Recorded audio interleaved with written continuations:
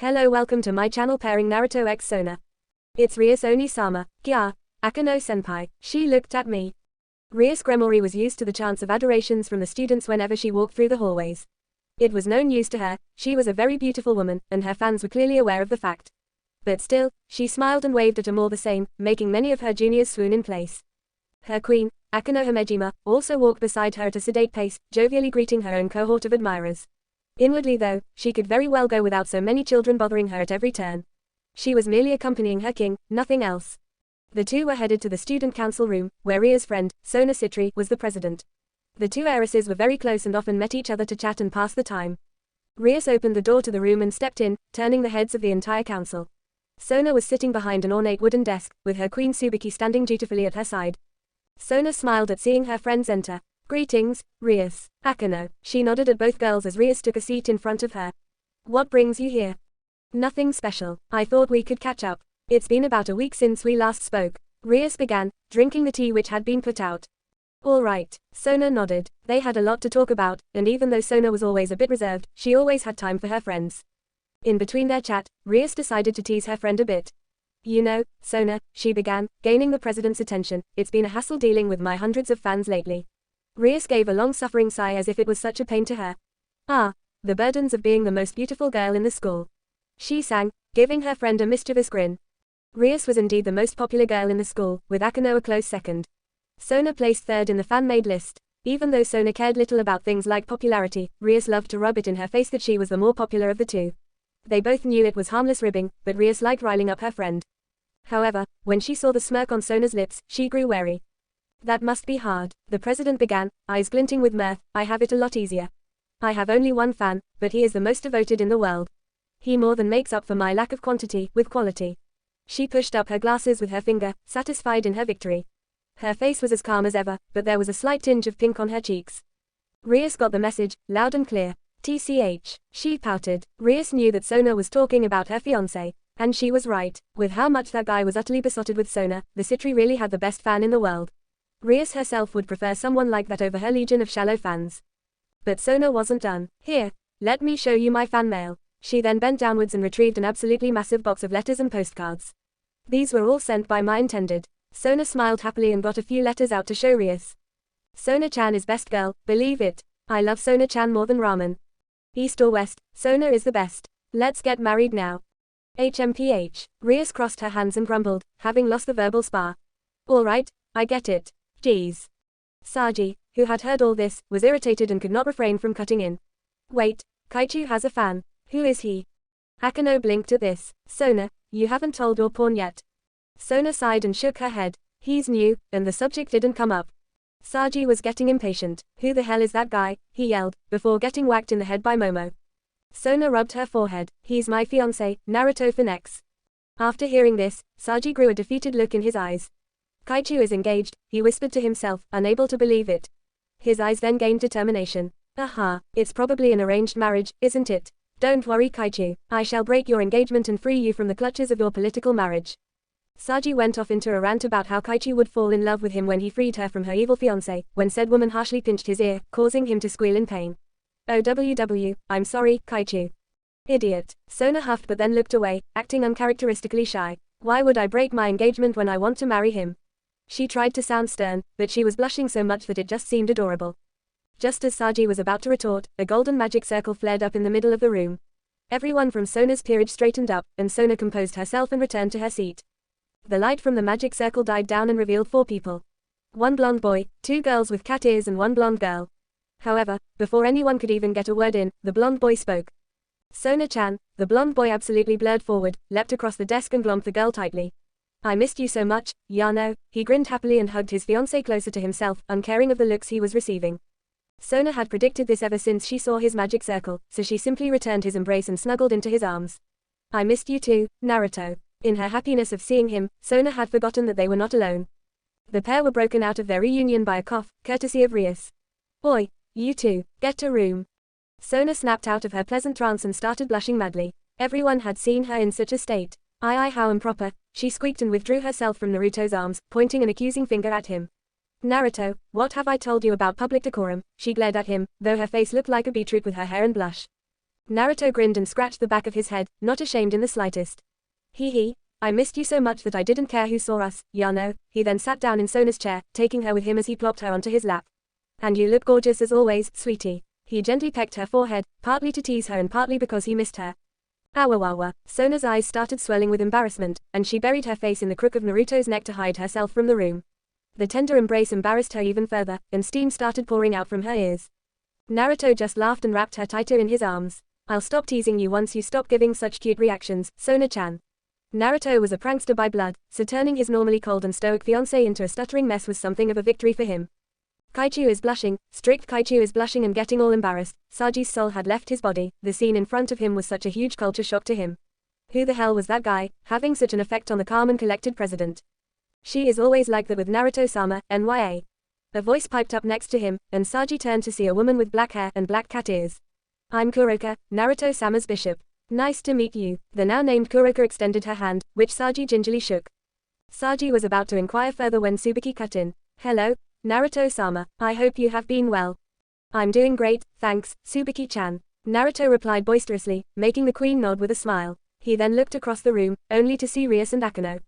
Oh, hey there Tomato, Akano-chan, didn't see you there. He waved happily, earning a twitching eye from Rias. Why do you always call me Tomato, Naruto? You even call Akano by name. You shouldn't refer to the most beautiful devil in such a crude manner, alright. Rias purred and batted her eyes at him, hoping for a reaction. She was miffed that Naruto never reacted to her beauty and always called her Tomato. She didn't much like being teased like this. Naruto sweet dropped. Are you okay, Rias? You seem full of yourself, Yano. Naruto said, then cuddled Sona closer to his chest. Because the most beautiful devil is clearly Sona-chan. Meep. Sona jumped a bit at the compliment. She was just about to recover from her earlier embarrassment, but now her brain had melted again. Oni-sama, behave, a high-pitched voice cut in, belonging to the blonde girl. She was wearing a regal pink dress, and her hair was in drills. But Revel-chan, Oni-sama. Revel stomped her foot in irritation, crossing her arms angrily at him. Naruto grumbled a bit at her telling voice, then got up from his chair, taking Sona with him. He turned around and placed Sona on her seat, who was practically glowing by now while glaring at him.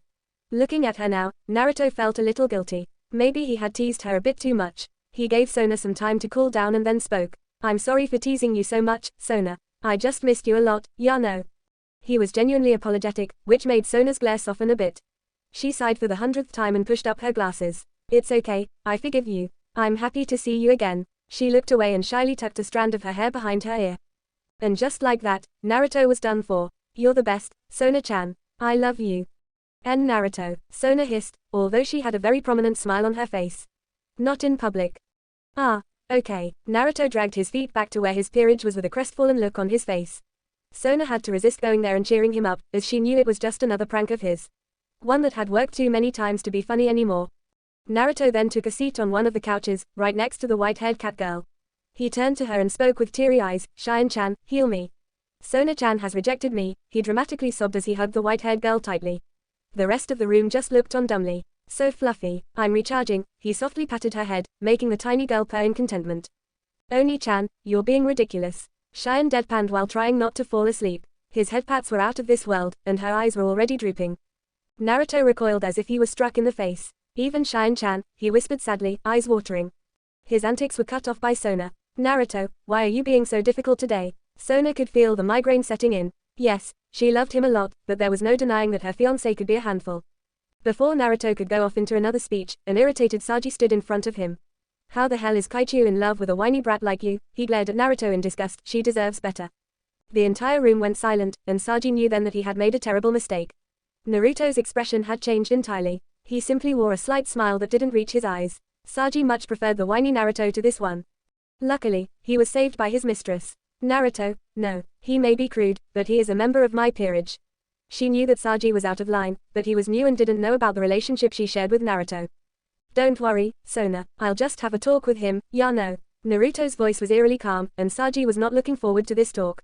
Sona nodded in approval, as Naruto beckoned him outside.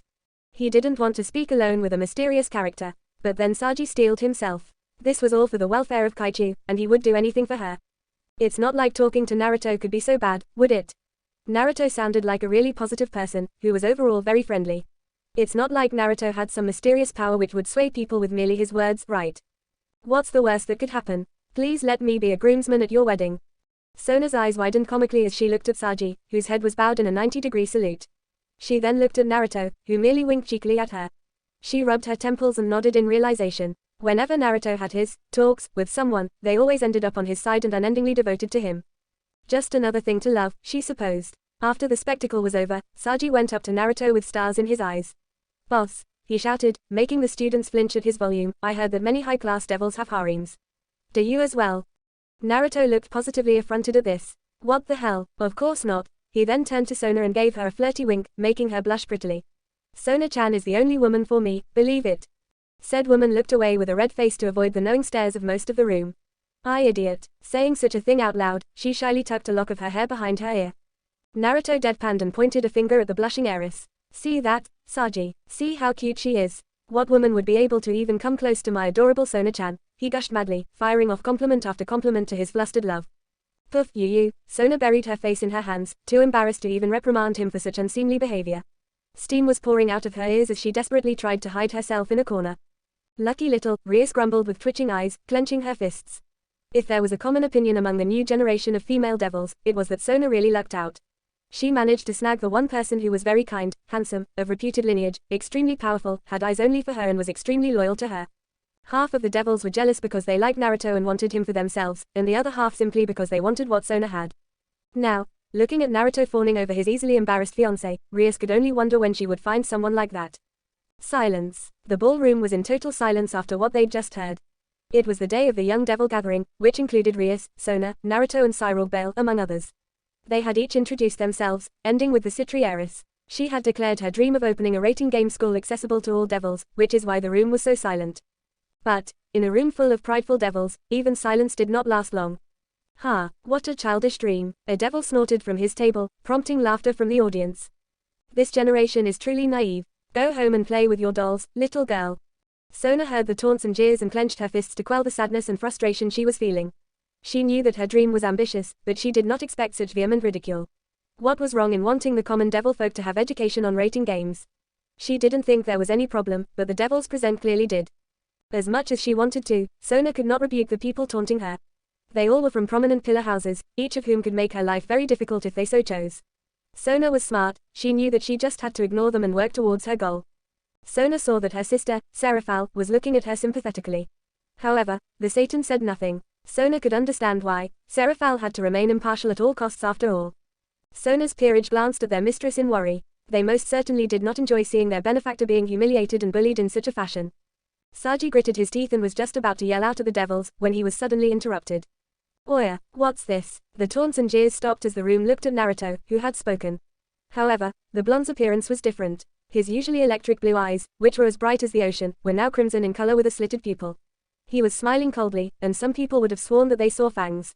"You losers weren't just taunting Sona-chan, were you?" Naruto grinned, making his fangs more visible. "Because that would be bad, wouldn't it? If someone was, say, taunting my fiancé's dream, whom I love very much, I would just have to defend her honor in the arena, wouldn't I?" Those who were bullying Sona earlier gulped at the blonde's words. Even though they were much older than Naruto, they weren't too sure of their chances against him. Naruto's rating game battles were a thing of legend. His pure golden flames coupled with his Phoenix immortality made him a demon on the battlefield. There was a reason he was called the Golden Fox, after all. The sight of a titanic nine-tailed fox composed entirely of golden flames disintegrating the entire arena with one breath was not something one would easily forget. "Also, let me just say this," Naruto continued, "when we marry, Sona's dream will have the full support of the Phoenix clan." Said woman's eyes widened in surprise, "And if any one of you tries to sabotage her, I will destroy you. I don't care what clan you come from, I will not tolerate anyone looking down on my future wife." Sona's heart filled with warmth and love at hearing these words. She knew that Naruto loved her, but the extents to which he went for her never ceased to amaze her. Standing up for her dreams in front of the entire underworld, telling off many high-ranking devils just to defend her. She was truly lucky to have such a man for her fiancé. No one spoke after Naruto. Everyone knew that the blonde was fiercely protective of his entire family, which included the Sitri heiress as well. Naruto loved every one of his precious people dearly. One incident was during a rating game with the Vacular heir. The boy had foolishly commented that Ravel would make a fine addition to his peerage after he defeated Naruto.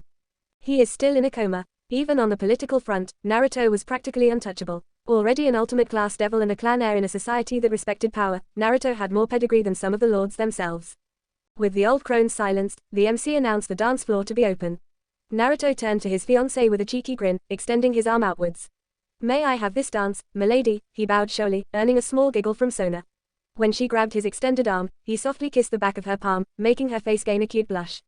Sona could feel the jealous gazes of many heiresses boring into her skull and decided to roll with it. He was hers, just like she was his. What was the harm in showing off a bit? Smirking at the jealous devils, she wrapped her arm around Naruto's, leaning into his shoulder. It would be my pleasure. Naruto had his arms wrapped around Sona's waist, and they were gently swaying to the song, lost in each other's company. Sona's head was tucked under Naruto's chin, and her own arms slung tightly behind his back. Many heiresses and heirs walked by the pair, hoping for a dance with either Naruto or Sona. They were fresh out of luck, though. The two were utterly smitten with each other, and the rest of the room didn't even matter to them. Naruto looked down when he felt Sona poke his cheek. She glanced at him with a small, genuine smile on her face, one which was reserved only for those close to her. Thank you, Naruto, for defending me and standing up for me. The blonde returned her smile and pecked her on the forehead, prompting her to bury her blushing face in his chest. Always, Sona-chan. After all, you're stuck with me forever, Yano. He wiggled his eyebrows, hoping to lighten the mood. Sona smirked at the joke, deciding to join in. I don't know how I will manage. Naruto laughed and pulled her closer, so that his nose was in her soft hair. Well, I'm not letting you go, so you'll have to find a way. I still don't know how Oni-sama let you live. She is very possessive of me, after all. Naruto gave her a knowing look. We just had a talk, nothing special, Yano. Sona sighed and shook her head fondly as she was twirled around by her love. However quirky he might be, he was hers. And in the end, Sona was a devil. She was selfish, and she would never let anyone have what was hers. She was never going to let go.